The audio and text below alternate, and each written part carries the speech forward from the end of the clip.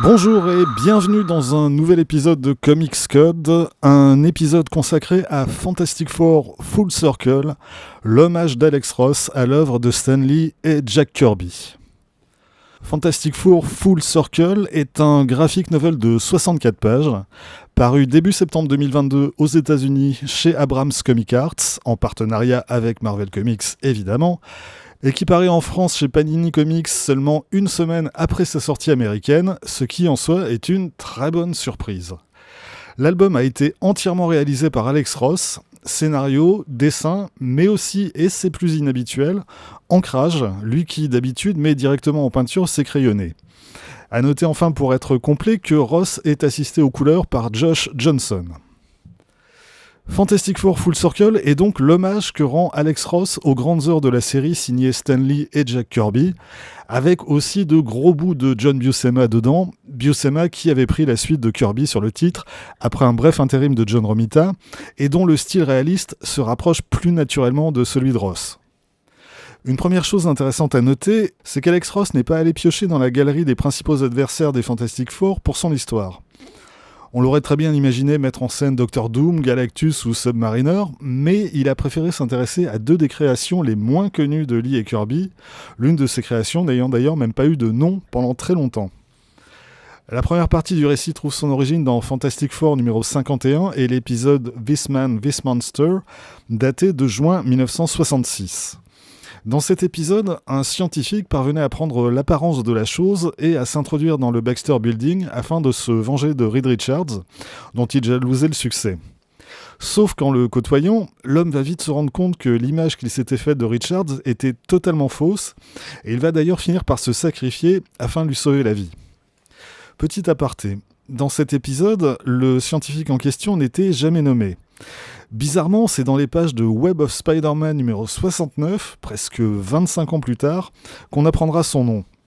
Dans cet épisode, écrit par Jerry Conway et dessiné par Alex Saviuk, on découvre que le scientifique s'appelait Ricardo Jones et que peu de temps avant de disparaître, il avait transmis les plans de l'appareil qui lui a permis de voler les pouvoirs de la chose à son frère. Ce dernier va recréer l'appareil en question et tenter de s'emparer des pouvoirs de Hulk, ce qui évidemment va s'avérer être une très mauvaise idée. Fin de l'aparté. À la fin de Fantastic Four numéro 51, Ricardo Jones disparaissait à tout jamais dans la zone négative, à l'époque un tout nouveau concept que Lee et Kirby inauguraient pour l'occasion. Or, au début de Full Circle, le voilà qui débarque en pleine nuit au Baxter Building, en mode mutique, et qu'il se met tout à coup à cracher tout un tas de bestioles pas franchement amicales. Le temps de faire le ménage, Reed Richards identifie la source de ces créatures dans la zone négative, et toute l'équipe se prépare à aller une fois de plus faire un tour dans cet univers parallèle constitué d'antimatière. Et c'est là qu'Alex Ross introduit une autre création méconnue de Lee et Kirby, Janus le Negaman. Alors, deuxième aparté, le personnage de Janus a une histoire un poil compliquée. À l'origine, Janus aurait dû apparaître dans Fantastic Four numéro 102. Sauf que Stan Lee n'a pas du tout aimé l'histoire que lui a livrée Kirby et qu'il l'a carrément retoquée.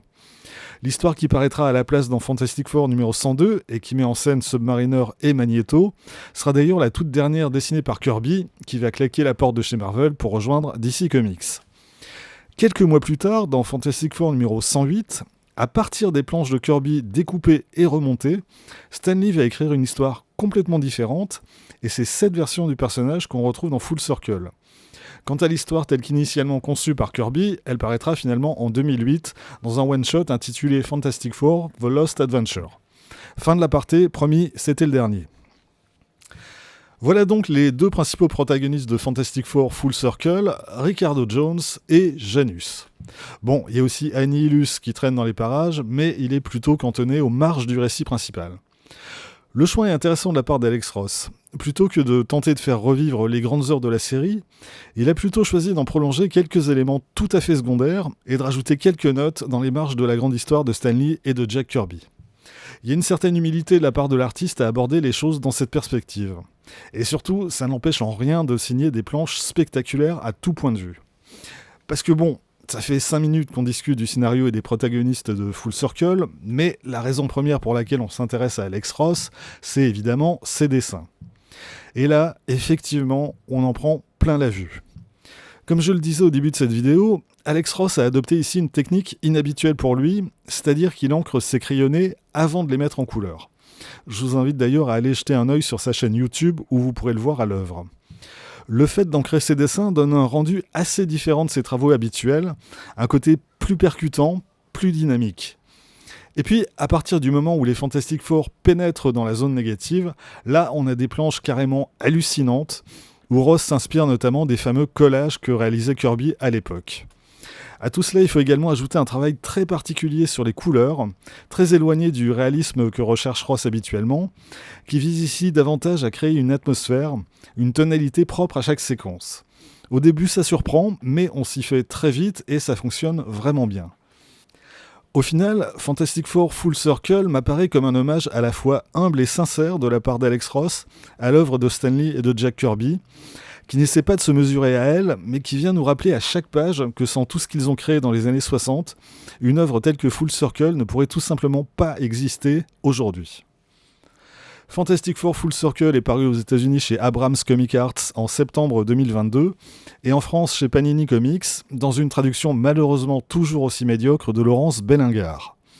A noter que l'album existe en 2 formats, mais mon libraire n'avait que l'édition Deluxe, format 29 cm sur 22, avec jaquette papier dépliante. Bon, 22 € pour un album de 64 pages au format franco-belge, ça me paraît très exagéré, mais c'est pas non plus une surprise venant de Panini. Voilà, c'est tout pour aujourd'hui. Rendez-vous très vite pour d'autres aventures cosmiques. D'ici là, vous pouvez vous abonner à cette chaîne, laisser un commentaire, partager cette vidéo sur les réseaux sociaux et surtout, lire des comics. Soyez sages et à bientôt.